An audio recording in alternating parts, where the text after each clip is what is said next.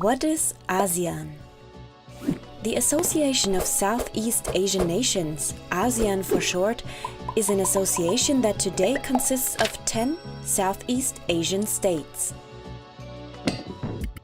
In 1967, Thailand, Indonesia, Malaysia, the Philippines and Singapore founded ASEAN. The aim was to improve economic, political and social cooperation, and also to balance political conflicts between these countries that existed as a consequence of decolonization. During Cold War, ASEAN members wanted to contain the influence of communism in the region. Times changed. Old enemies became new partners, and in the second half of the 1990s, Vietnam, Laos, Myanmar and Cambodia joined ASEAN. The collapse of the USSR, the founding of the World Trade Organization, and a financial crisis in Asia prompted members to deepen their relations and adapt to the new situation. In the 2000s, free trade agreements were concluded with India, China, South Korea, Australia, New Zealand, and Japan. In the future, the entire region will be merged into one large free trade zone. Since 2001, the ASEAN Summit takes place annually. It is a meeting of the heads of state and government where current problems are discussed and solutions are worked out. In 2008, the ASEAN Charter came into force, giving the association the status of a legal person. Principles of non-intervention and consensual decision-taking remained unchanged by the Charter.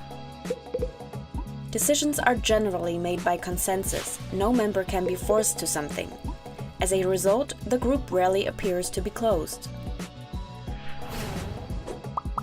Nowadays. Today, ASEAN is based on 3 pillars.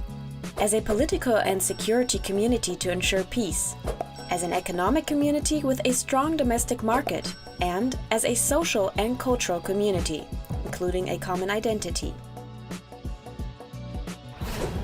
Challenges and solutions. ASEAN faces a number of social and environmental challenges. Countries such as Vietnam or the Philippines are particularly vulnerable to climate change and already feel its impact today.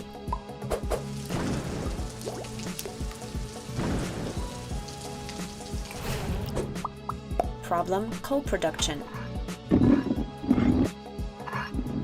Nevertheless, member states plan to meet the energy demand by making primarily use of climate-damaging coal. Indonesia plans to build 117 new coal-fired power plants by 2025.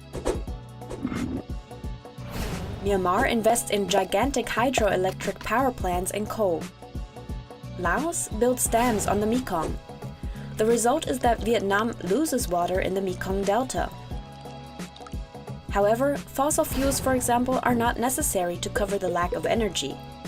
Renewable energy sources ranging from biomass to solar energy and wind power have enormous potentials in the region. They too would promote the local economy and provide sustainable jobs.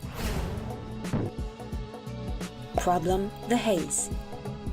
Large areas of precious rainforest are burnt down for palm oil plantations and cattle feed cultivation all over Indonesia.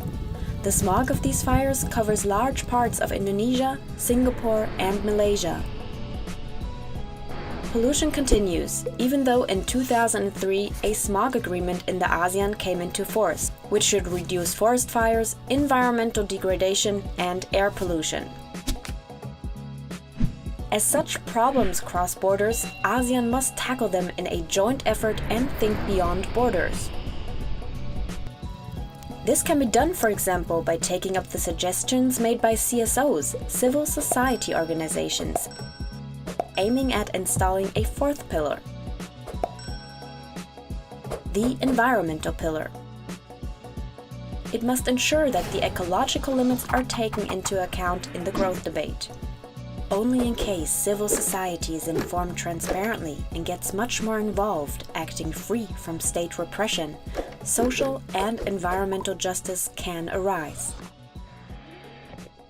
Serve people rather than profit.